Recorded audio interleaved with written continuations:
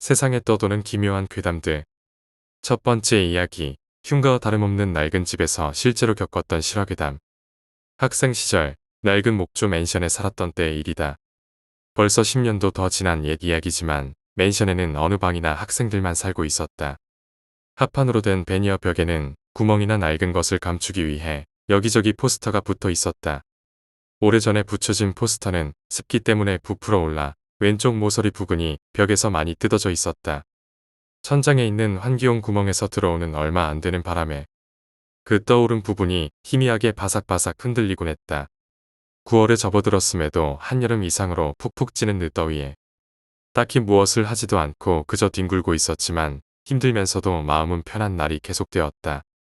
어느 날 더위가 너무 심해 천장의 구멍에서 더운 바람이라도 들어오나 차라리 그 창을 막아 버리기로 하고 의자를 발판 삼아 구멍에 손을 댔다. 그렇지만 구멍에서는 바람 따위 나오지 않았다.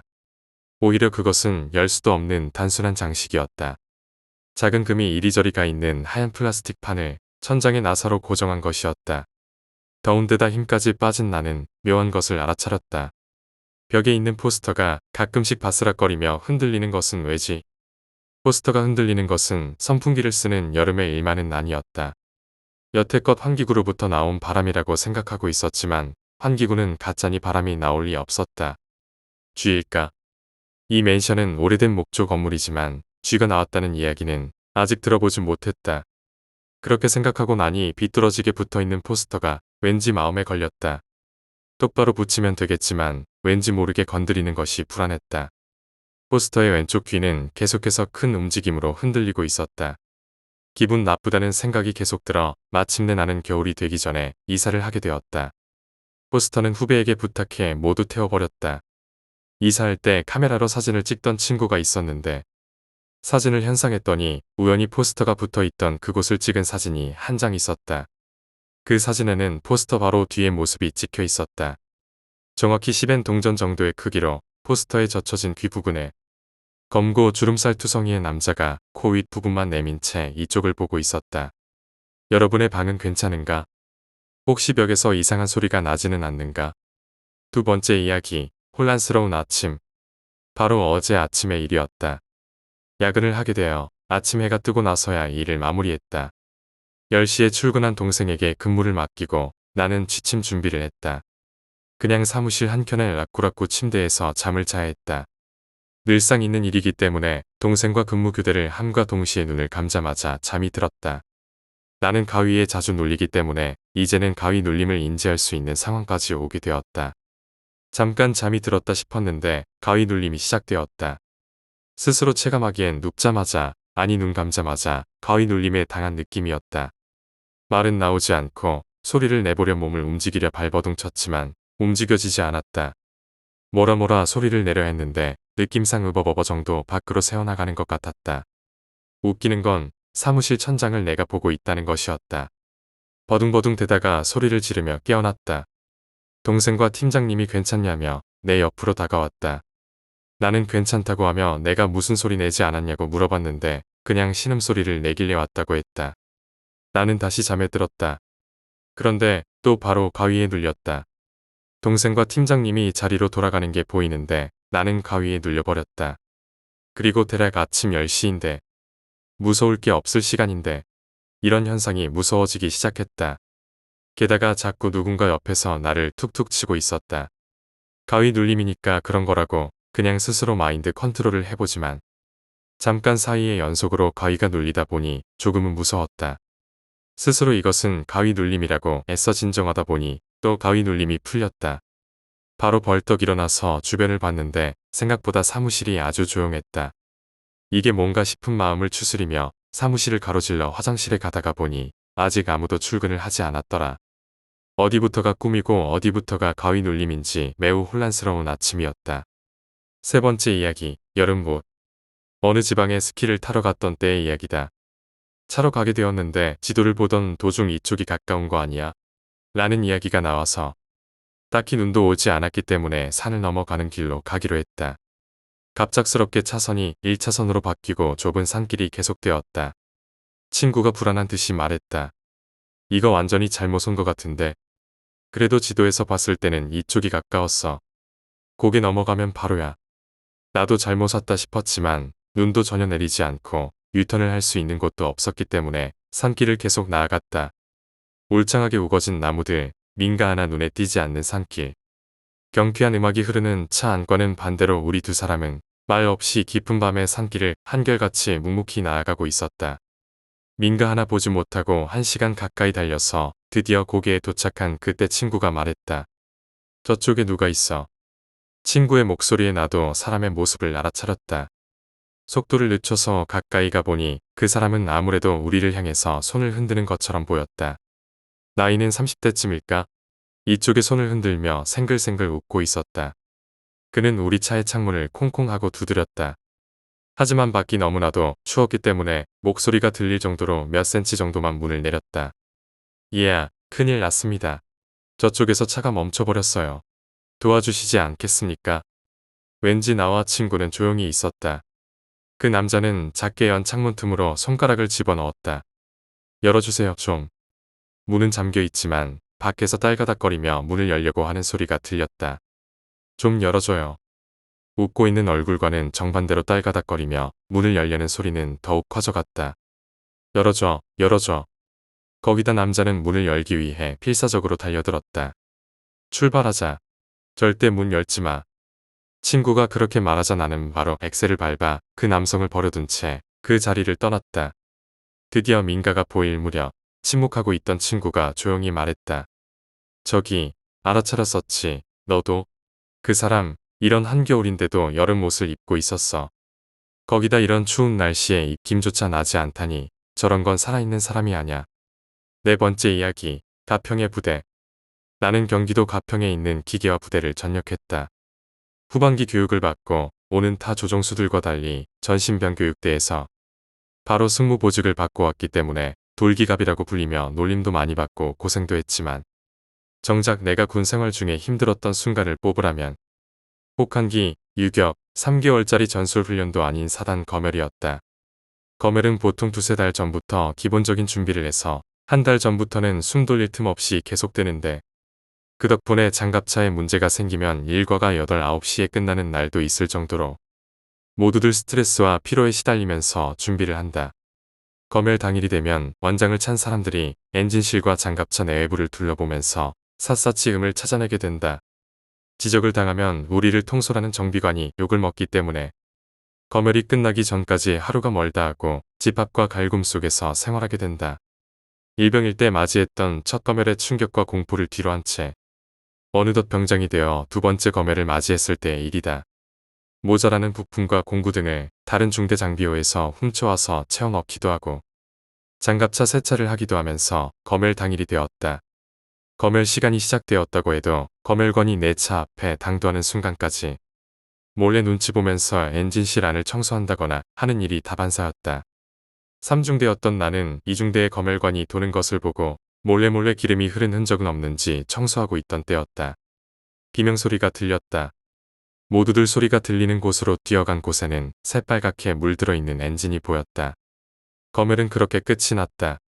나중에 들은 이야기는 검열관이 자기 차에 온 줄 몰랐던 조종수는 마지막까지 엔진실 청소를 하고 있다가 시동이 걸리자 벨트에 손이 끼어 손가락이 모두 절단됐고 그 손가락을 줍기 위해 간부들이 엔진실을 한참 뒤졌다는 이야기였다. 안 된 일이지만 검열이 우리 차례까지 오지 않아 다행이라는 이기적인 마음도 들었다.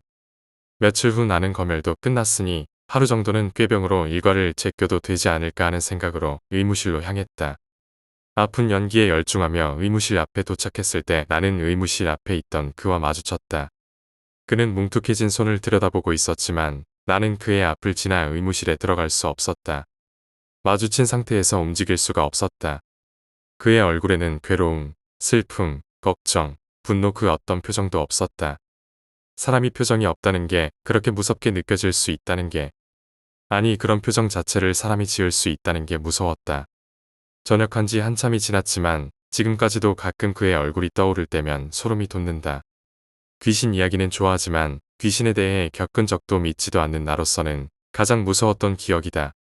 5번째 이야기, 꿈인지 현실인지 모르겠다. 나 스스로도 이 이야기가 꿈인지 현실인지 잘 모르겠다. 지금으로부터 10년 정도 전의 이야기다. 나는 초등학교 5학년이었다.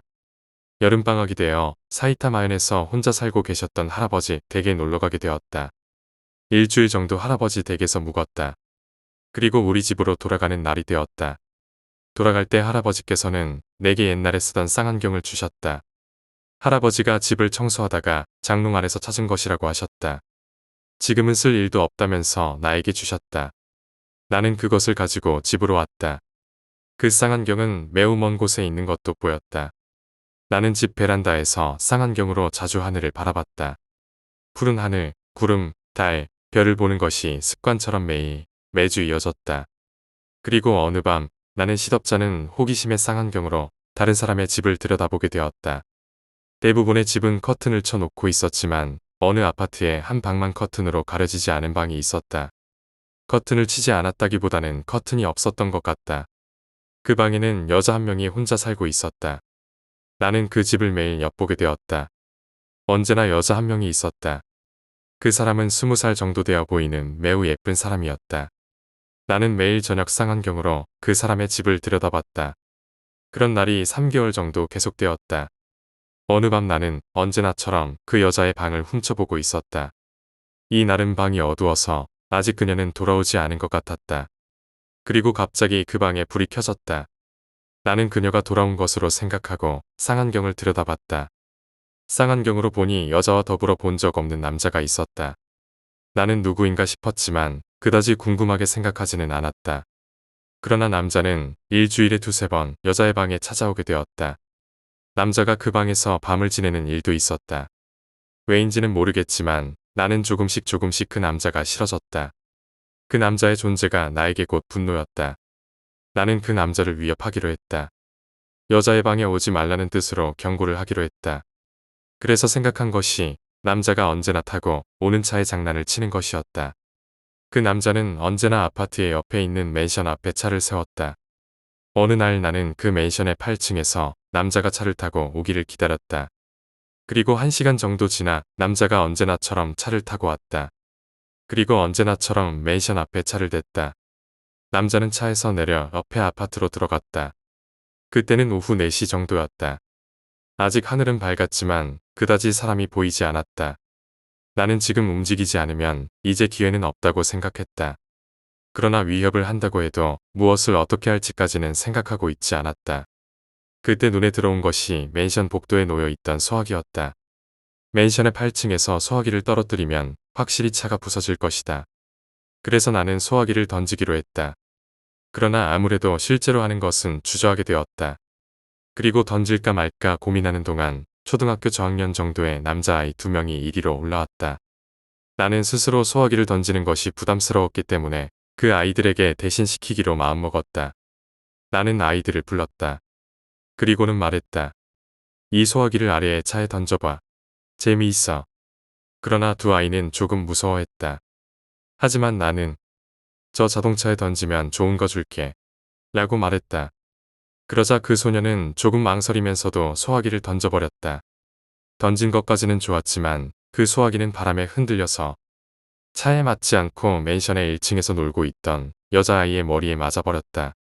나는 그 이후에 기억이 없다. 정신을 차리니 내 방 이불 안에서 덜덜 떨고 있었다.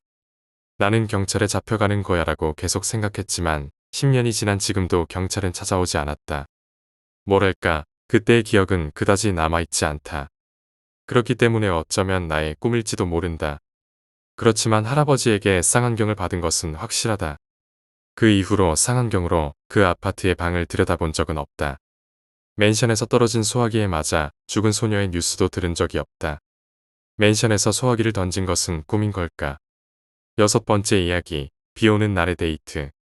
대학교가 충청북도 충주에 있는 나는 절대로 가지 않는 장소가 한 군데 있다.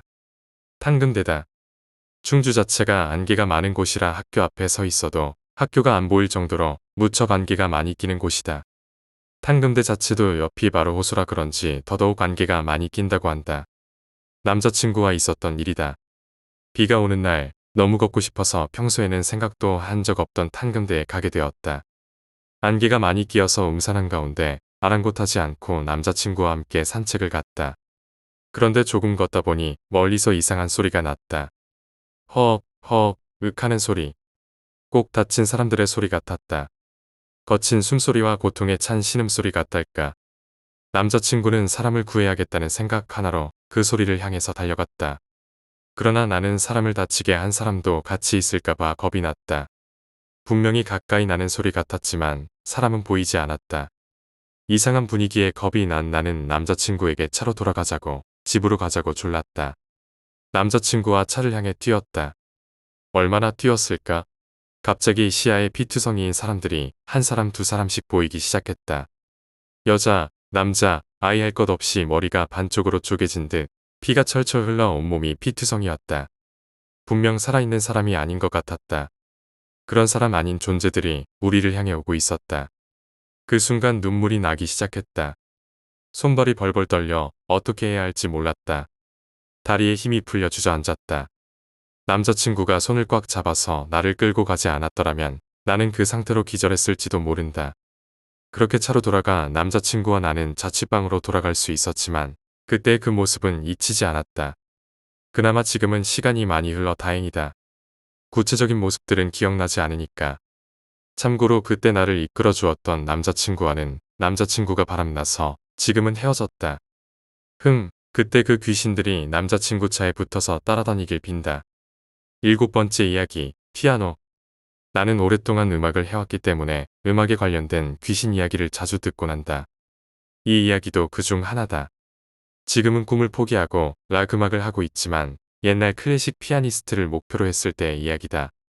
큐슈에 있는 홀에는 매우 낡은 그랜드 피아노가 놓여 있었다.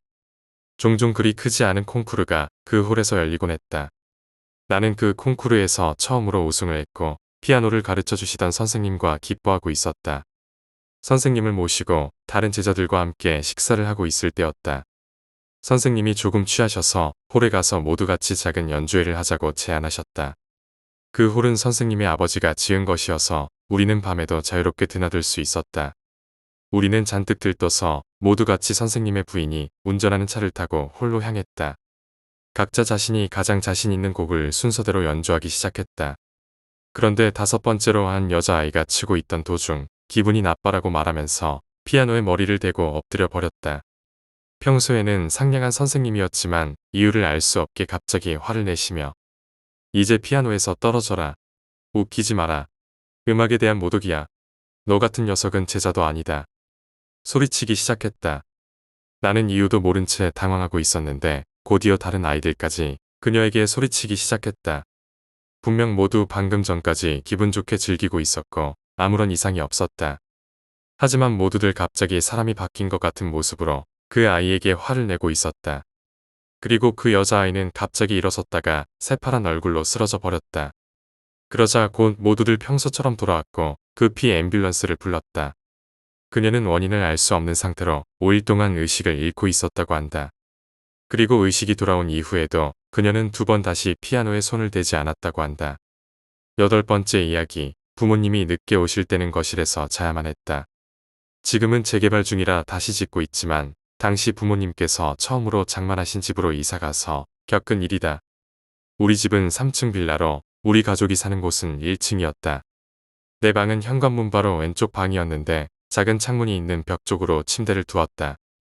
그 창문은 고장이 난 건지 한 번에 드르륵 열리지 않고 몇 번에 걸쳐 힘을 줘야 열렸다. 게다가 다 닫히지도 않아서 손을 옆으로 눕히면 들어갈 정도의 틈을 남기고 더 이상 닫히지 않았다. 그때가 겨울이었을 것이다. 부모님은 맞벌이를 하셔서 늦게 오시는 일이 많았다. 그날도 혼자 거실에서 텔레비전을 늦게까지 보다가 내 방으로 와서 침대에 누웠다. 나는 항상 깊은 잠은 못 자고 선잠을 잤는데 꼭 자다가 깨면 가위에 눌렸다. 그날은 특히 바람이 많이 불어 창문이 흔들리는 소리에 잠에서 깼다. 그런데 바람이 불어 창문이 흔들리는 게 아니었다. 누군가 그 작은 틈에 손을 넣고 미친 듯이 흔들며 그 작은 창문을 열려고 하는 것이었다. 게다가 몸은 움직여지지 않고 눈도 감겨지지 않아 그대로 그 상황을 보고만 있어야 했다. 작은 창문이 거의 다 열리자 팔이 들어오고 얼굴이 보였다. 흰자가 보이지 않는 검은 눈을 한 여자가 머리를 산발한 채 나를 쳐다보며 방 안으로 들어오려고 하는 것이었다. 기절이라도 하면 좋았을 텐데 몸도 움직여지지 않고 그 여자가 기어들어오는 걸 계속 봐야 했다. 그 여자는 창문을 빠져 나와 내 침대 위로 올라왔고 그 여자의 검은 눈을 쳐다보는 순간 기절하고 말았다. 일어나니 다음 날 아침이었다. 내 방에는 나 혼자 있었다. 그 여자는 아무래도 꿈이었던 것 같았다. 방에 혼자 있으니 악몽이 다시 떠오르면서 소름이 돋아 안방에 계신 부모님께 가려고 했다. 그런데 침대에서 나오려는데 내 자리 옆에 누군가 누웠다가 일어나면 움푹 파인 흔적이 남아 있었다. 원래 시간이 지나면 사라지는 건데 방금까지 누가 누웠던 것처럼 남아 있었다. 게다가 그 흔적 주변에 긴 머리카락까지 남아 있었다. 부모님인가 싶었지만 부모님은 안방에 계속 주무시고 계셨고 어머니는 파마를 하셨었다. 그 후로는 부모님이 늦게 오실 때는 거실에서 자곤 했던 기억이 난다. 9번째 이야기, 괜찮으실까? 몇 년 전의 일이다. 히로시마현에 살고 있던 때 부모님이 사시는 집으로 가기 위해 신칸센을 타게 되었다. 아마 지금도 비슷할 거라고 생각한다. 히로시마발 열차는 자유석으로 판매되어 원하는 곳에 앉을 수 있었다. 하지만 명절 시즌이었기 때문에 점점 사람들이 타기 시작해 결국 좌석은 모든 자리에 사람이 앉아버렸다. 결국 통로에도 사람들이 잔뜩 서 있게 되었다. 그렇지만 어째서인지 내 옆자리에는 아무도 앉지 않았다. 통로에 가득 차서 서 있는 사람들 중 단 한 명도 내 옆에 앉지 않았다. 이상하게 생각했지만 굳이 다른 사람을 끌어와 앉힐 수는 없었기에 그저 멍하니 앉아 있었다. 그리고 시노사카역을 지나자 드디어 한 아주머니가 내 옆에 앉으셨다. 바로 전 역까지는 통로에 서 계셨던 분이었다. 그런데 이 아주머니는 앉자마자 내게 그렇게 가만히 있어도 괜찮은 거예요? 라고 물어오셨다. 무슨 소리인지 감이 전혀 오지 않아 나는 아주머니에게 영문을 여쭤봤다. 아까까지 이 자리에 앉아있던 사람 말이에요. 계속 청년한테 말을 걸고 있었는데 무시했잖아요. 헌에서 내린 줄 알았는데 괜찮은 거예요? 아주머니의 말에 따르면 젊은 여자가 계속 내 옆에 앉아 있었다고 한다. 그리고 나를 보면서 무언가를 계속 말하고 있었다고 한다. 아주머니는 여자친구라고 생각했다고 한다. 통로에 서 있던 사람들 중 누구 한 명 내 옆에 앉지 않았다는 것은 아주머니뿐 아니라 모든 이에게 그 여자가 보였다는 것이었다. 어째서 나에게만 보이지 않았을까? 묘하게 무서웠다. 저기, 아주머니. 그 사람 뭐라고 말하고 있었나요? 그러고 보니까 그 사람 꽤 큰 소리로 말하고 있었는데도 무슨 말을 하는지는 하나도 안 들렸던 것 같아요. 10번째 이야기, 당신의 눈에는 내가 보이나요? 나는 모 프로그램 제작사에서 근무하고 있다. 몇 년 전 번화가에서 행인을 대상으로 하는 깜짝 카메라 프로그램을 찍게 되었다. 깜짝 놀라게 하는 방법은 일단 늦은 밤에 인적이 드문 역 벤치에 연기를 맡은 여자를 앉혀두는 것부터 시작한다. 그리고 옆자리에 누군가 혼자 앉으면 연기자는 갑자기 괴로워 하고 신음하기 시작한다. 연기자는 미리 안색이 창백해 보이도록 메이크업을 해둔다. 만약 옆자리에 앉은 사람이 괜찮습니까? 라고 질문을 하면 연기자는 놀란 표정을 지으며 당신 눈에는 내가 보이나요? 라고 반문한다. 한마디로 귀신 흉내를 내는 것이다. 조금은 뻔한 방법이지만 역 주변은 상당히 음침한 분위기였기 때문에 효과가 좋았다. 놀라서 도망치는 사람, 패닉에 빠져버리는 사람 등 괜찮은 반응을 여럿 찍을 수 있었다.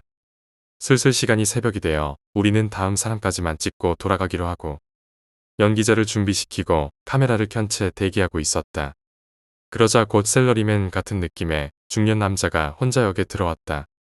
잔업이 끝나서 지친 것일까 그 남자는 심하게 피곤해 보이는 모습으로 벤치에 축 늘어져서 걸터 앉았다. 그 사이 우리는 계속 약간 떨어진 촬영 장소에서 녹화를 계속하고 있었다. 그런데 연기자가 아무런 반응도 보이지 않았다. 이것만 찍으면 돌아갈 건데 저 녀석 뭐하고 있는 거야? 졸고 있기라도 한 건가? 나는 투덜대면서 어쩔 수 없이 촬영을 중단하고 역으로 들어가 연기자의 앞으로 다가갔다. 뭐 하는 거야?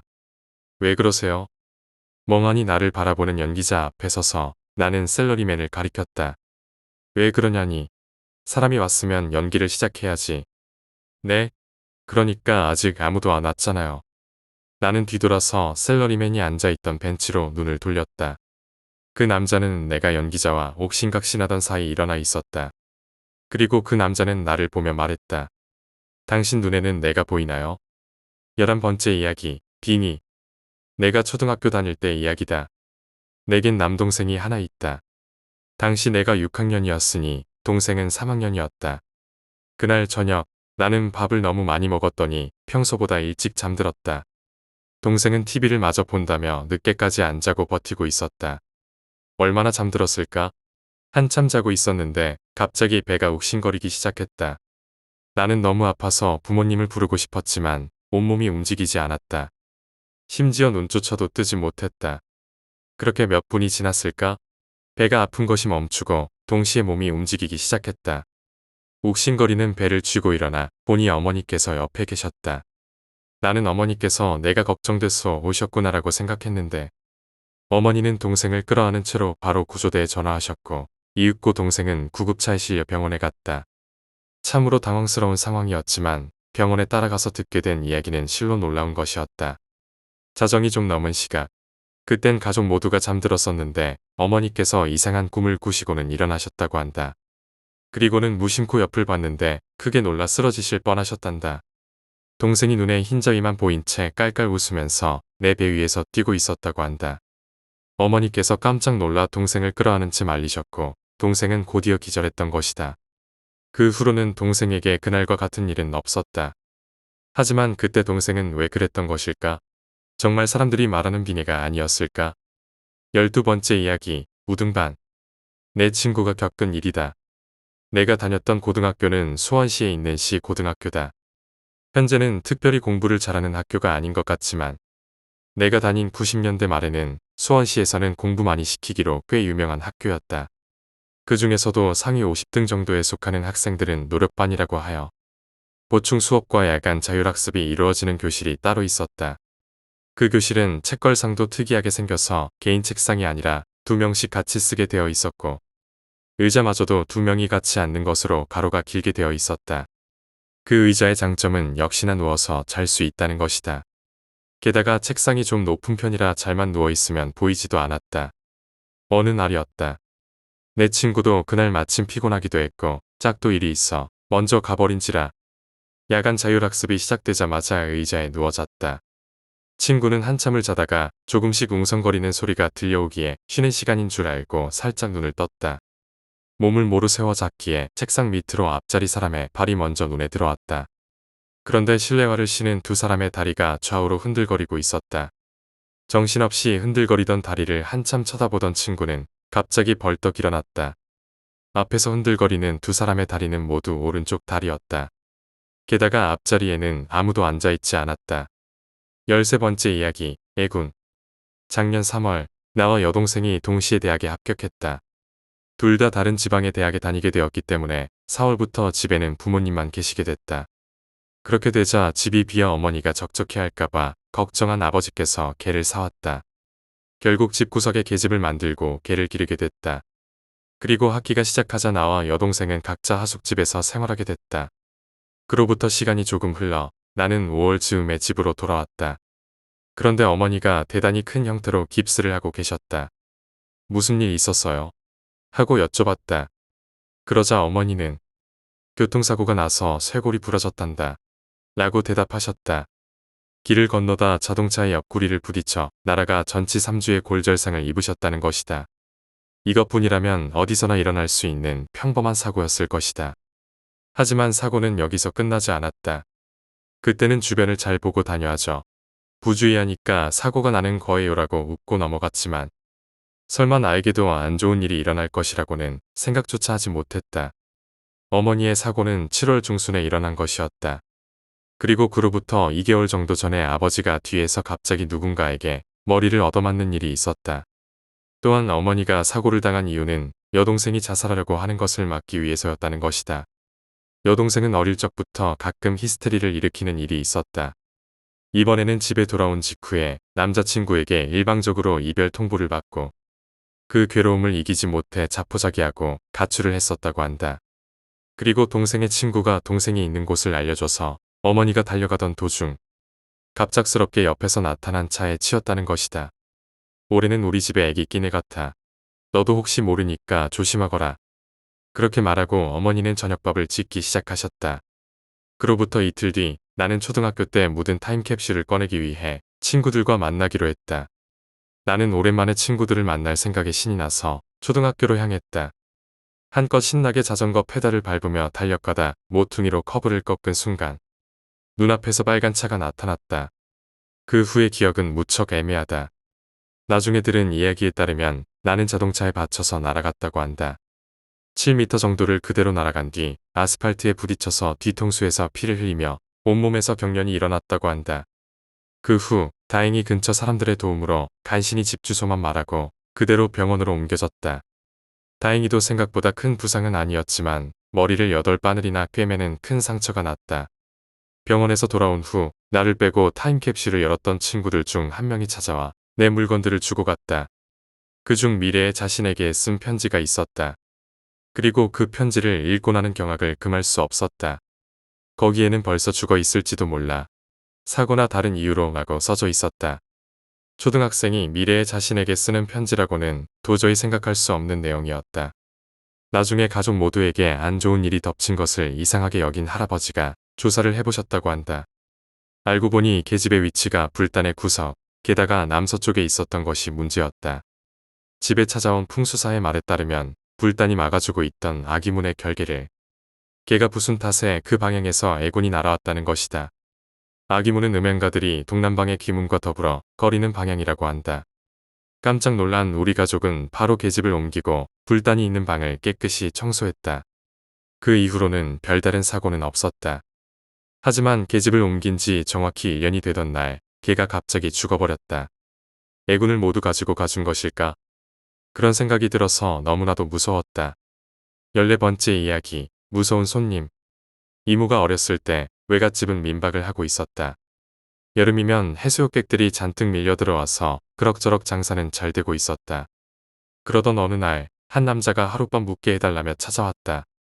남자는 무엇인가를 두려워하는 듯 계속 주위를 두리번거리며 경계의 시선을 늦추지 않았다. 외할아버지와 외할머니는 남자에게 방을 내주고 평소처럼 아무 차이 없이 보통 손님으로 대했다. 그런데 아직 초등학교 입학도 하지 않았던 이모가 그 남자를 흘끗 보더니 갑자기 아우성치기 시작했다. 울음을 멈추지 않고 큰 소리를 지르는 이모에게 이유를 물어봤더니 이런 대답을 했다고 한다. 저 손님, 너무 무서워.